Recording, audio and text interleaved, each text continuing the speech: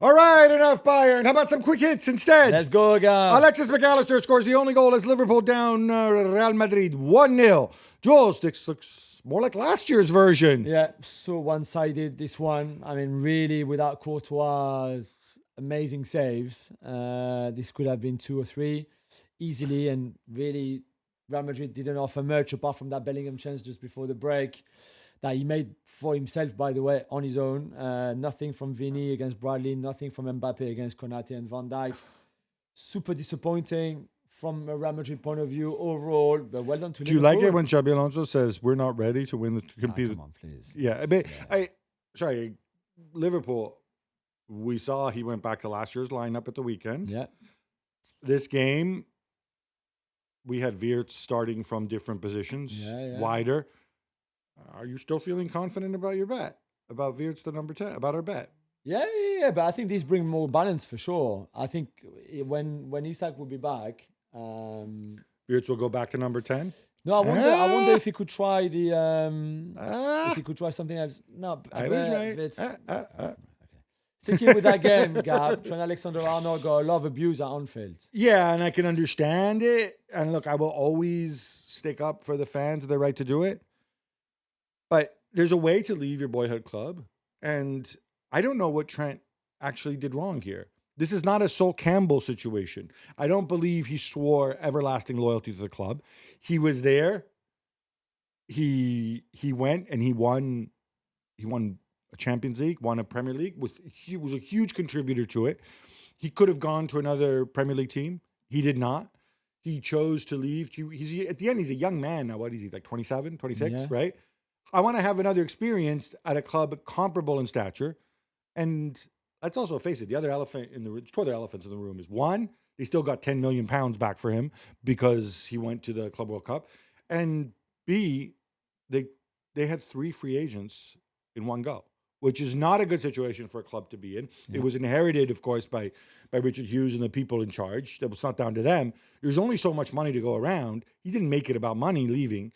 So I wish people could understand that a little bit more. I mean, do you think he handled it badly? No, I think it's the leaving on a free. I know he was not free because there was that those £10 million. What I would say on this, why is Xabi Alonso bringing him on? So he can get booed. Yeah. Why did you expose him like that? Why did you humiliate him? All I can think of is maybe a set piece. No. They were well beaten. They should have been 4-0 down by then. He didn't change anything apart from being booed by his own people. I didn't understand why Xabi Alonso felt the need of bringing him on, really. Yet another clean sheet for Arsenal, who haven't conceded since September, Jules. They beat Slavia Prague 3-0, and none of the goals are set piece, although the first was a penalty. Yeah, penalty, and they got the penalty via a set piece. Oh, so we're going to give Nicholas credit for that one too. I'm just saying. Mikel Merino, again, as a number 9. I mean, his record as a number 9 when he starts. It makes no sense to me, but like yes. 8 goals in 13 starts as a 9. It's ridiculous. And you know what? That was so Merino, because on the first one, okay, he was left unmarked, but he was good, right? But he found the space and was great. The second one, I mean, the keeper makes a mess. Oh my goodness! But imagine when you have 3 number 9, your 3 number 9s all out, Gyökeres, Havertz, Gabriel Jesus, and then you bring your box-to-box midfielder, because that's what he is, as a 9, and the guy scores 2 goals in Champions League. It's ridiculous. I'm not even sure if I'd define him as box-to-box, because he's not that quick. Yeah, exactly, not that quick. Another game, another 19 minutes without scoring for Antonio Conte's Napoli. Gab, what's going on? Do they miss Lukaku and De Bruyne that badly? What's going on, Jules, is that they played Eintracht Frankfurt. And context matters. You think of Eintracht like, Dino Topmuller, attacking football, how exciting, blah, blah, blah. Yeah, they played an Eintracht team that had conceded, I think, 99 goals in the previous 4 games or something like that. Something right? like that, yeah. So what did he do? Dino Topmuller, who was named for Dino Zoff, and so therefore went on full-on lockdown mode.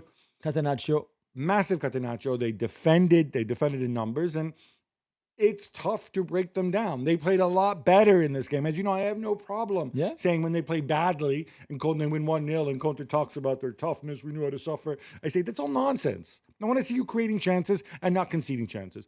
They did create chances. Zambonggisa, McTominay didn't take them. Would it have been better with Lukaku and De Bruyne? Sure, because they're very good footballers. But they're not there. The important thing was, I think, to see progress compared to their last outing, and we had that. Jules, we're not done. We have more. Quick Yes. hits. Mr. Champions League, Hans Van Aken, single-handedly. No, just kidding. Not single-handedly. He got a lot of help from the Barcelona defense. Yes. But he helps Bruges to a 3-3 draw with Barcelona. Little help also from, of course, as I mentioned, from Hansi Flick's demented high line.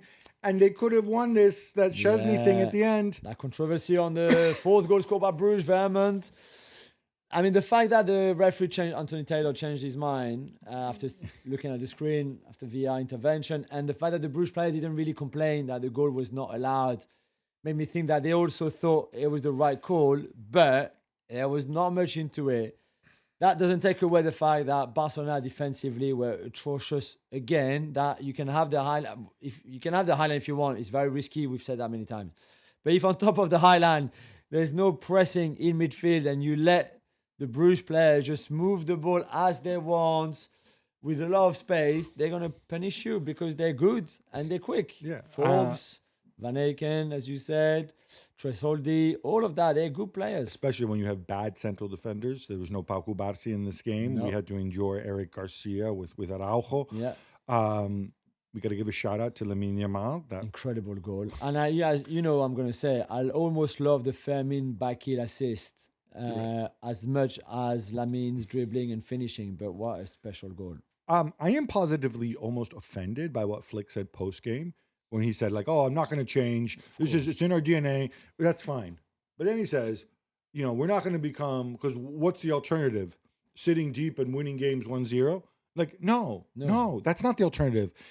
People have won games by alternating, playing a high line sometimes and going back, by playing medium blocks, and they still score a lot of goals, and they're still very entertaining. Yeah. He's not helping himself when he says stuff like this. Yeah, this would be his downfall. Qarabag, do it again, Gab. He finished 2-2 against Chelsea, and it could have been more. Yeah, it could have been more. Enzo Maresca rotating because he believes it's necessary. Although, to be fair, I don't even think rotation was that big an issue in this one, in the sense Moises Caicedo, who, frankly, with Cole Palmer out, Moises Caicedo is the other half of the team. He comes on early because guess who gets injured again? Romeo Lavia. Atrocious defending. Tosin, Jarell Hato. They really, really struggled. I don't think they were great at the attacking end either. Terry George getting the nod. I assume Delap would have started if they maybe want to send a message to him for a stupid red card before. It felt like they underestimated Qarabag. We need to give a shout out, though, to Qarabag, to Camilo Duran. Is a player. I don't know if it was the other Duran who maybe changed his name to Camilo and like re-enrolled. No, but he misses the Champions League. They went to find him in Portugal. It's good. They have 7 points. They're in a really, really strong position, and they've already played Chelsea and Benfica. Yeah. Looking good. But yeah, Maresca needs to bounce back. Definitely. Tottenham Hotspur beat up Copenhagen 4-0 as Mickey van de Ven goes coast to coast, Jules. All well for the man with 2 first names? Well, better for sure before hosting United at the weekend in the Premier League. Copenhagen are a pretty bad team, really. And if Almaty didn't exist, I would probably say Copenhagen are the worst team. Yeah, and Ajax. And Ajax right now. You're right.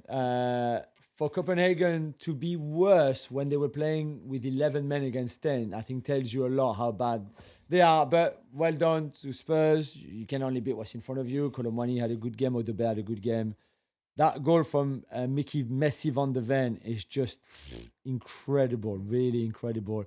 I know he said afterwards that he used to be a striker, but he's not a striker now. He's obviously 20 feet tall and heavy, but still the quickest player in the Premier League and still capable of dribbling past 5 players, running 84 yards. I think it was the longest ever carry of the ball leading to a goal, basically. Yeah, beating Vinicius Junior's record. Yes, exactly. Since 2015, I think. But yeah. Incredible. Really, that's the Puskás award there, just for you.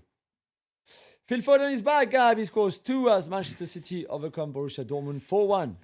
So 2 goals, both from the edge of, similar in some ways in terms of where he received the goal, as of all the execution, very different. One of them, the Dortmund defense sitting way back. We praise Kovacs for having them be more solid, but guys, you don't need to line up like on the 6-yard box.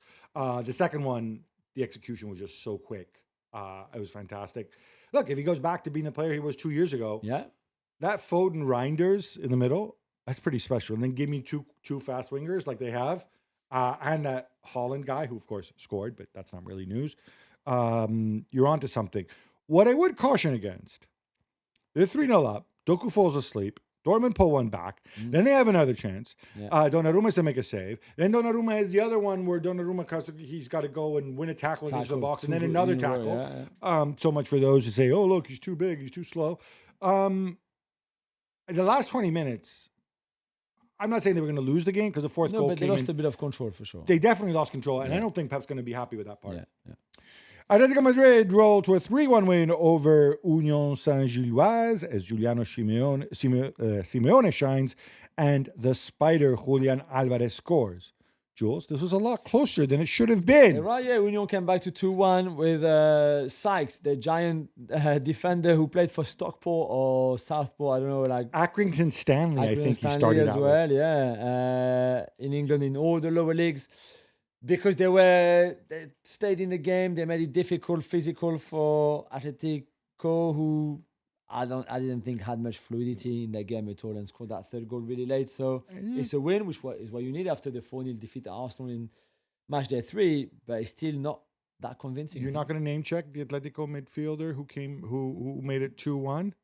Conor Gallagher. Yeah, I know you're his biggest fan. Of course, yeah. Dusan Vlahovic scores, but Juve are held at home by Sporting 1-1. Ben pissed off for Spalletti in the Champions League. Yeah, they were messed up. I mean, Vlahovic, I thought, actually looked good. And I think he's got a manager who, common sense. Oh, look, this guy is bigger, taller, faster, stronger, more gifted than everybody else on my team other than Kenan Yildiz. Of course, I want to go and build around him. Unlike the previous managers. Sporting scored a phenomenal team goal. Like, I know, like, when you watch highlights, sometimes you only get like the last 10 seconds and you're like, whatever. But if you can, watch the whole build-up. That was tremendous from Sporting. Juve missed chances. They seemed insecure to me. And it's something you have to work on. But hey, you have good Vlahovic. That's a starting point. That's very important. Controversy and a wonder goal at the Velodrome, Jules. Juric loses it with Lukman. De Zerbi waves his iPad. Ederson gets booked, of course. Ederson's handball is somehow not a penalty. And Lazar Samardzic scores a wonder goal. For me, better than Van de Ven. Okay. He's just a big dude. He starts running. Once he starts running, it's inertia. You're 2-0 up. You're playing against the Muppet Show. There's a fair amount of luck involved. Samardzic, we've seen him do this before. But that's the thing. Magic. You see those goals before. You haven't seen the Van de Ven goal before. So that's why I still prefer Van de Ven's goal. Great game at the Velodrome, not for Marseille, but I thought, to be fair, Atalanta were the better team anyway. And then De Zerbi, Juric takes Lukman off, weirdly, because he's their best player. Something he said between the two, they almost come to blows. I think it might, because Lukman had scored the goal that was disallowed for some complicated offside, which I didn't really understand.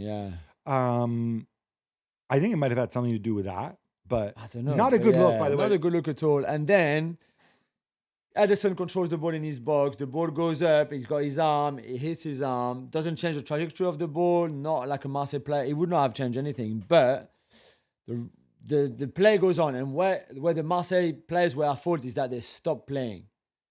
We always say, whatever age you are playing football, play to the whistle always. It's very simple. They didn't. Samardzic goes and scored a wonderful goal. A curl in the top corner. Great. And De Zerbi was not happy. Thought it should have been a penalty.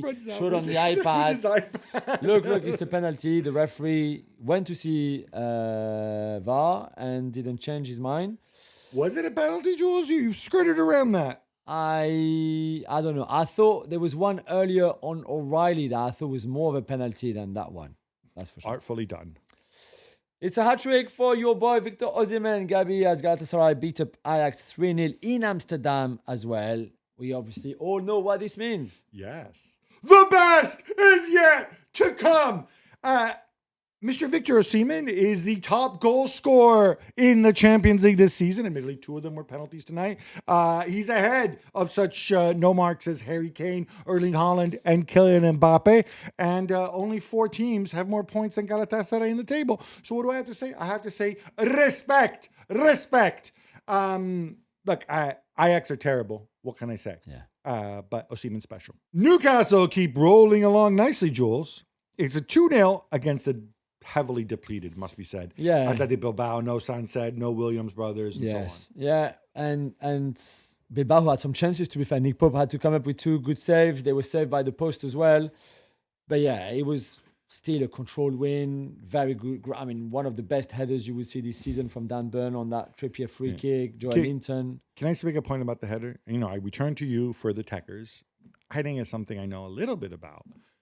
I'm watching it, and the commentator's like, oh, look at the swerve he puts on the header. And I'm like, he does not put swerve on the header. What he does is the ball from Trippier actually comes in quite flat and hard. And if you look, I know Dan Burn is a big, strong guy, but he's not hitting the ball hard enough to put swerve on it. He's simply redirecting it, and he almost glances it. It's extremely difficult to do, which actually makes me think that he doesn't, and he probably doesn't even need to do it. I don't even know that he was trying to do it. It was a tremendous header because I think it was difficult to make the connection accurately. So all credit to Dan Burn. But it's not like he's David Beckham or Juninho putting swerve on the header. Let's be a little realistic about this. Yes, it's the same goal that he scored, but on the other side in the League Cup, obviously, against Liverpool. Inter somehow have a tough time at home against Kairat Almaty in a 2-1 win. Gab, it's a bit embarrassing, no? It's very embarrassing, and you hope it doesn't go and bite them in the backside later on in the competition. Because goal difference, even though I don't believe in goal difference philosophically, sadly UEFA do, and it could make a difference. And the reality is, Inter are perfect. They've won every game, but they haven't played too many good sides. And they've got some, it's just like Ajax, Slavia, Prague, this lot. And they have some really tough games coming up. So it would have helped. They created a ton of chances and it didn't go in. I heard a lot of ex-pros talking about this afterwards on Italian television, and they made the point that when you play against people who are so much worse than you are, it's really easy to get disjointed, to sink to their level. Is that a thing, Jewel? Do we buy that? Because they move more slowly, they're out of position, they can't control the ball, and so you're like, oh, what's this? This is different. And I think you take it for granted a little bit. But the goal they conceded was unacceptable, man. Come on. That not good. No. But Marcus Thuram came off the bench. Yeah, exactly. He's going to help. Good to see him back. This is becoming a pattern with Bodo Glimt, Jules. They outplay the opposition for long stretches, and then they lose. This time to Monaco, 1-0. Flo Balogun. Great goal, The American goal in the first ever in the Champions League. Great 1-2 with Akliouche. Amazing finish, really.